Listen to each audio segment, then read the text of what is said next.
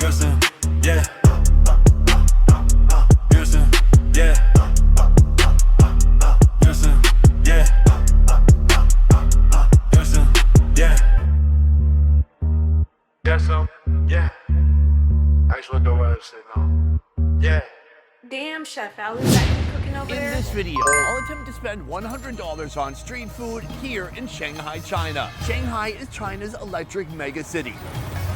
And when it comes to street food, it's served fast, boom, unbelievable, fresh, oh my God, and by masters who have been perfecting these recipes for decades. A little bit of local Chinese beer. I can't think of anything more haram than pork that's also drunk, my lord. But in one of China's largest and most expensive cities, with a population of over 25 million, will we be able to eat all day for under $100? This has become a tangled mess. What have I done? Time to find out, starting with breakfast. Right behind me, our first location, Star God Breakfast. Nice. They looked up positive English-sounding words. Star, good, God, why not? Breakfast. We do breakfast. Star God Breakfast. Let's talk about breakfast in Shanghai. In this city, they don't have one classic breakfast, they have four. In fact, these four iconic breakfast dishes are so common, they're called the Four Warriors. And this morning, we're gonna be trying all of them. It all starts with what some might call a Chinese donut. Let's go take a look. Right now, I am headed into the restaurant, and I use that term loosely. It's more like a hallway with a fryer. Excuse me.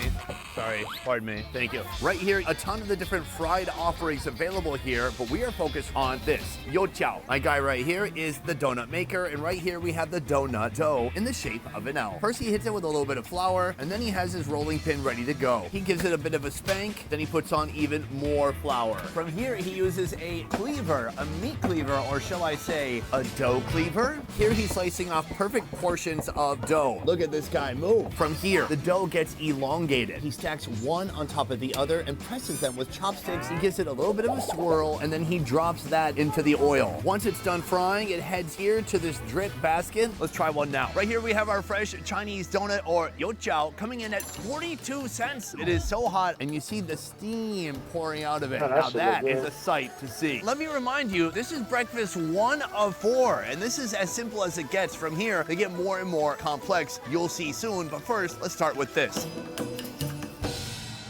Yes, sir. Oh, that's nice. Crispy on the outside, a little flaky, and a little bit greasy too. That said, it's not oily. It's essentially fried bread. Almost every culture around the world has something like this. But as an American, it feels like the one thing that's missing is some kind of sugar element. It's like a donut with no frosting on top. Still good, but I feel like they could do more. In fact, they can. Let's go try breakfast version number 2. It all starts with this right here, a salted egg. She cracks it and she breaks it open with a glove on. That takes a lot of skill. Oh, I guess it doesn't take that much skill because she butchered half of it. From here, she reaches inside this wood barrel and pulls out some purple and white rice. Wow, this is a carb-laden breakfast. From here, she grabs the Youqiao and she literally mashes it into the rice. She hits it with some meat floss. She puts the egg inside, more meat floss, and then some salty pickles. All of that she makes into a snowball of food, crunching it into one carbohydrate bomb. This could be thrown at somebody and used as a weapon.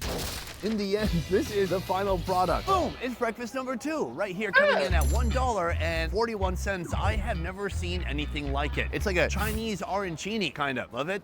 Okay, let's agree to disagree. When you squeeze it, it kind of squeezes back. It's a little spongy. I want to break it open, but I think it's just going to fall apart. I think the best move here is just to go for a bite. Wow, a lot going on there. That taste is amazing. The salty pickle is offering so much flavor, and then you're getting all this crunch from that Chinese donut with nice chewy rice on the outside. It's very satisfying. It is both a texture sensation and a savory, salty, fun breakfast. That said, this is only 2 out of the 4 breakfasts. We still have 2 more to see. Let's head back into the kitchen. Right now, we're about to make our third warrior. Here we have that same fried dough that's been dried into a crouton. We have white shrimp, seaweed, scallions, and salty pickles too. Next, he's gonna bring a special ingredient. That right there is a giant ladle full of soy milk. The milk is gonna go down into the bowl and rehydrate that fried bread. Boom, we have our third breakfast of the day. They're using soy milk. Should soy milk even be called milk or just like vegetable juice? This is bean juice. So here we have basically bean juice and bread. And right here we have Joy. Hi, Joy. Hi. This dish here seems like a clever way to reuse old fried bread. Is that true? That is so right, because with the fried dough, sometimes you have surplus from from the breakfast time. First of all, the milk is looking Ew. chunky and kind of curdled. And then we have the bread that's been rehydrated. Oh my God.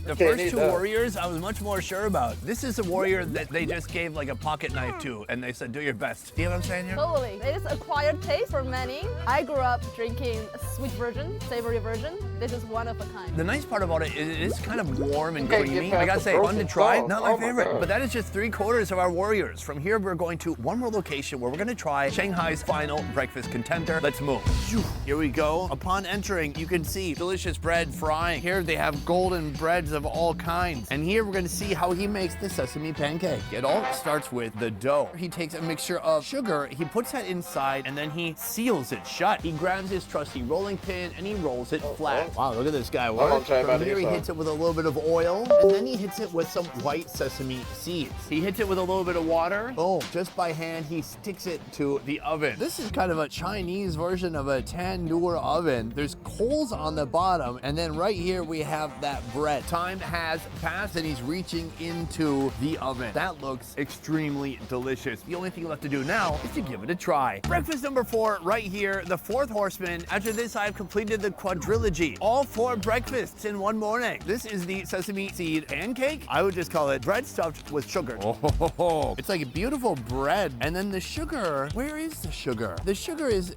indiscernible. Is In the the sugar in the bread. room with us now? I don't know. I guess let's find out.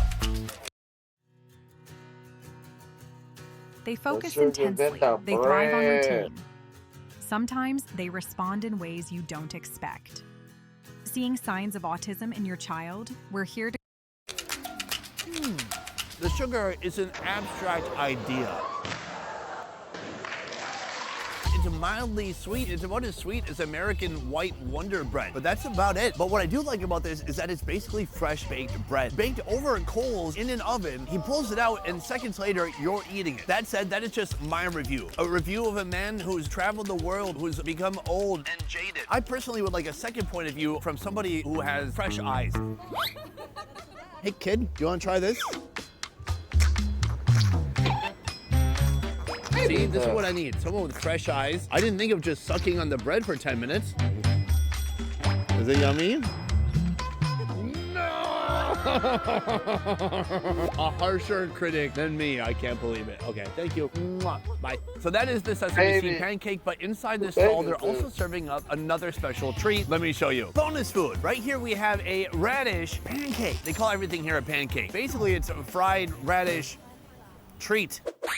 You can see these rippled edges that actually comes from the ladle that they use to fry this in. It all starts with this uniquely shaped ladle with a bit of batter dumped inside, then a hefty dose of shredded radish, followed by even more batter. Everything hits the oil and it's fried until it turns golden brown. Interestingly enough though, then the radish has become kind of pleasantly steamy.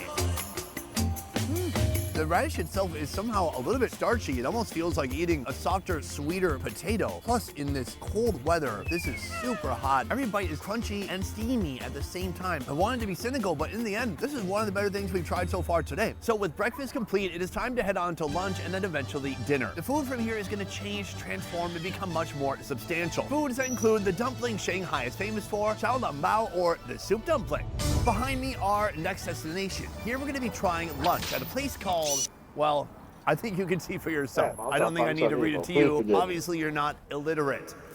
This is a Bangzit restaurant, or a restaurant specializing in dumplings. What kind of dumpling in particular? The soup dumplings. Soup dumplings are special because it's not just meat inside. The big challenge is putting both meat and soup inside of a dumpling. So how do they do it? I'm gonna go into the kitchen now to find out. Let's move. Boom, we are in the kitchen right now for some dumpling making action. Let's talk about the raw ingredients and then the process. There are 2 main elements required here. First of all, the dough balls that have already been pre-made and pre-measured. Then right here we have the filling. This is full of delicious pork, some ginger, some pepper, and some congealed gelatinized pork fat. Part of the magic of the soup dumpling is getting the soup inside something like this. But how does that work? It all starts right Here, step one is to take this dough ball and then use two different was microscopic rollers to flatten it out. Then on this side, my guy grabs a fresh wrapper and he fills it full of that delicious pork fillet. He crimps, he crimps, he crimps, he rotates, and then before you know it, the whole thing is beautifully closed with a wonderful twisted design on top. Soon they are gonna steam all of these baskets full of xiaolongbao. What's gonna happen is that all the congealed fat inside of this filling is gonna melt, and that is what creates the soup. So after this steams, we're gonna be getting a great combination of that wrapper, the meat inside, and some delicious dripping soup too. So let's steam some up and try it out. All right, folks, xiaolongbao. This is what we saw being made in the kitchen just moments ago. But on the table, we also have some other surprises, including this right here, shumai. It looks nothing like any shumai I've seen before. We're gonna learn about that soon. But first, xiaolongbao. Xiao means what?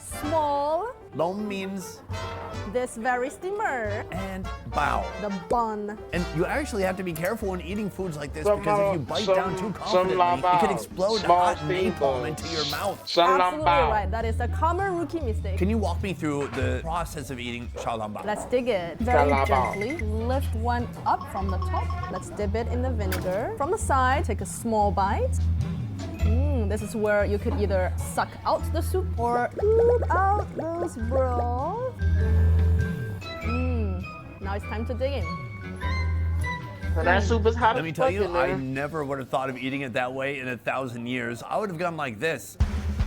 This idiot. That done hot. Wow, that was so delicious. The outside wrapper, it's thick, it's chewy. On the inside, the pork is They must be beautifully chilled but that down. simply flavored But I can and see the seasoned. steam And then coming the out of broth it. on the inside, that's what it's all about. It is such a different dumpling experience. It's my first time having it here in mainland China. I love it. Right here, we have a second soup dumpling variety. Do you see the yellow color? That comes from the hairy crab of the Yangcheng Lake. Ooh, if you see the little bit of broth that came out, it is yellowy, rich, and creamy, fatty from those crab eggs. I know that's good eating So right it's a there. similar type of porky base, but man, that crab fat makes all the difference. Very rich, very yolky. It's almost like a salted egg yolk from a hard-boiled chicken egg. Unbelievable, delicious. But then there's this. When you think shumai, typically it looks like this. Right, but shumai here, it looks like that. Wow, this is a wrapper and literally it's oozing carbs. Take a look at that. Soy sauce dyed rice on the inside. Oh. Wow. It has a bold flavor. They use soy sauce to dye the rice black, and then there's some mushroom in there too. There's no meaty morsel to look forward to. It's just carbs on the outside, and on the inside, more carbs. Let's talk More about the carbs. price. For all these combined, it costs $11.67. Oh, Kind of wow. expensive compared to what we've been eating so far, but so far we are nowhere near $100. Are we gonna hit $100? That is a big question. I am determined to get there, but we're gonna have to keep eating to find out. Let's move. Boom, we've come to our next location right behind me. So far today, almost no animals have had to suffer for us to eat. Again, that changes now. Hi, Doug. Behind me is a restaurant serving fish, but here's what I like about this place. If we were in the USA going to, let's say, a fish and chips shop, they would have pre-breaded, pre-made, pre-frozen everything. Here, they have fish, like the whole thing, its whole body intact in water, swimming around, wondering what's gonna happen next. Well, I'll tell you what's gonna happen next. We're gonna turn you into something delicious. Let's go meet this fish. This is catching fish on easy mode, like netting fish in a barrel. He reaches down into like his catching little tank fish that on is easy full mode. of giant live carp. So he has netted a carp here, Oh, puts it he on the thought ground. This is What? amazing. Whoa. Oh my God. Oh, and then he gets his fish stick. Oh my God. Can I be honest? That fish owed him a gambling debt. Never get in trouble Jesus. with the bookie with a fish stick. On to the next step. He takes a fish cleaver and he works his way down the belly. He expels the guts and the innards I from wasn't here, cut off expecting the that. butts. This middle section is what we're after. Boom, let's get to cooking. Step one, he scales this little fillet. From here, he cuts away the bones until we just have big meaty fillets remaining. Boom, these are all of our fish parts cut into tiny little chunks. He hits it with a little bit of water. And now it's time to get to frying. With our fish clean, he now heats the oil. The oil that he changes often, I guess. Oh, she said, yo, don't use that old ass oil, dude. One thing that this place prides itself on is its use of fresh oil. They're opening one right now just for us. Oh my gosh. feel honored. He Don't adds do in that. fish oil. He Add puts on the his whole fish ass frying grease. mask. Is there something he knows that I don't know about fish frying? Should I have a mask? He puts the fish into his frying basket. Boom. The fish has entered the oil. He looks at the fish, feeling guilty, wondering, what have I done? In just moments, the outside flesh is already cooked through. That's some nice looking carp. This reminds me of an old Chinese proverb, carpe diem, seize the carp. And that's what we're doing right now. We're gonna beat After the 5 shit out minutes of of that frying, it's time to net that fish one more time. From here, it's gonna head into this delicious sweet and sour sauce and get no, I don't want absolutely that. coated. From here, he puts it into its final resting place, a culinary coffin. Right here, we have the final product. What's it called? 鲍鱼. Can you tell me more about the name of this fish? that. bao literally means explode, and it also makes a phrase 爆发, and 发 means to make a lot of fortune. So if we eat the fish, we're gonna get rich. That sounds true to me. This is nice, manageable, bite-sized pieces. From here, I'm gonna give it a shot. Oh, way better than I thought. We have a winner right here. It is super crunchy on the outside, even without any batter. He fried the heck out of it with that nice fresh oil mixed with old oil. A great combination for frying. You don't want too much fresh oil because the old oil, that has all the flavor. Beyond that, there's that sweet sauce. It's a perfect mild, Works out of savory that fish. sweetness that's coating the fish. It's a very good flavor. Oh. Dessert fish. This is a fish you could end a meal with. So far, on a per dish basis, this is the most expensive thing we've gotten today. A dish over $5, which is remarkable because I'm holding about a pound of meat right here. So if we're gonna spend $100 today, we are gonna have to up the ante. We have 2 locations remaining. Let's see what we can find. We have come to our next location. Right behind me, a place serving sesame sauce noodles. This is a noodle local to Shanghai. And if you ask anybody in the city where you should get this noodle, they will recommend this place. Let's head into the kitchen now to see how it's made. Boom, I'm in the kitchen with Chef Chen, and I want to talk about the components of these noodles. We have the actual noodle right here. What I'm told is an alkaline wheat noodle. Here we have the sesame sauce. Ooh, look at that. This ratio, it's not 100% sesame. It's about 30% sesame seed, and the rest is peanuts. So it's kind of a peanut sauce with some sesame taste mixed in. Chef, take it away. Step 1, quit your job and leave. Oh wait, there's noodles out here. Ah, there's a big, beautiful container of noodles. He brings the noodles inside, and he dumps them in the boiling water. He stirs and stirs and stirs the noodles. From here, he starts to gather the noodles. He pulls them over onto the net, then puts them beautifully into each bowl. From here, the bowl receives layers of flavor, a few drops of salty water, a spoonful of sesame sauce, then some chili oil, followed by their signature in-house soy sauce. Finally, it's topped with some scallions. Time to give it a try. It sounds great saying sesame sauce noodles. It sounds very fancy. Yes, they do have Michelin accolades on the wall, but to me, these are peanut butter noodles. Those are noodles and basically peanut butter. Oh, you just want it all coated. Am I doing this right?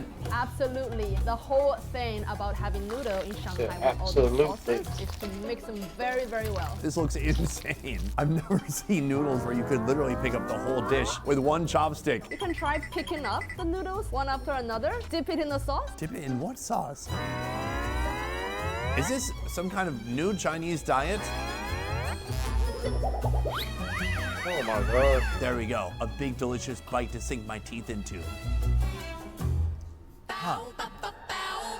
You know what? Not bad, but also not enough. There we go. Oh, wow. The noodle's very chewy, very al dente, very satisfying. That would be enough to try to get through. But then there's this thick peanut butter sauce that coats your entire mouth. It's both sticky and hot at the same time. I've got the peanut butter component. Now I want something fruity and sweet to balance it all out. Joy, have you ever had a peanut butter and jelly sandwich? Oh yes, and I love it. I think this would be excellent with a little bit of jelly on the side. What do you think? I think we could suggest that to this Shanghai chef. That definitely would not be insulting at all. So in the end, is this a delicious noodle? Absolutely. It's something new, it's something different, and what's most remarkable to me is the price. This place, they have awards, they have Michelin folks coming here from Europe saying, yes, we agree as white guys, it's a good noodle. And even with all of that, this bowl right here still costs under $2. That is remarkable, but that doesn't help with my goal of getting to $100 by the end of this video. That said, we have one location remaining, and this is gonna be a meat-focused location. Hopefully this is gonna be enough to put us over the edge. Let's find out. We are are in the kitchen and we're about to learn how to make a dish known as Shanghai braised pork belly with this guy right here. It all starts with the pork belly. Let's get to it. Step 1, use a big meat cleaver to cut it into proper meat cubes. Those are healthy sized meat cubes. I like it. Right here we have our skillet, and the first thing he does is put some oil inside. Then the pork cubes head in next. Whoa, you gotta be quick. So right now he's frying the pork belly until the fat and oils come out. He drains off some of the fat and oil. We have some ginger and scallion. That's gonna head in next. Next he adds in a dark soy sauce, and this gives the pork a beautiful color. Now he's putting in normal soy sauce and a little bit of local Chinese beer. I can't think of anything more haram than pork that's also drunk, my lord. Here we have sugar cubes. That's gonna head in next. Then he puts on the lid and lets that braise. So now we're gonna fast forward an hour and show you what the final result would be. It would look like this. And somehow our pork has laid eggs. This looks amazing. From here, it is time to plate. One by one, they take these pork cubes and transfer them onto this dish. Wow, it's like a Jenga tower of protein. And he smothers it all with that concentrated sauce. Finally, he hits it with some scallions on top. Chef, say. I eat All that. right, folks, we have worked our way up to the absolute most expensive dish of the day, coming in at $13.79. Introducing the $13, Meat that ain't Jenga bad. Tower. Joy, what are your thoughts on this dish? I think that is my favorite. And what is it that people love so much about this dish in Shanghai? What people love most about the pork bellies are the gentle texture, and you can really feel it melt on tip of your tongue. The second is the sweet flavor that is absolutely the favorite of all Shanghainese. And the third, I would say, is the glimmering red color just reflecting in your camera, in your eyes, and that tells us, come eat me, baby. Thanks, Joy. Eat me, baby. Now I can enjoy my food in peace. As you look closely, you can see just the striations right here, the skin, the fat, the protein. Let's give it a shot.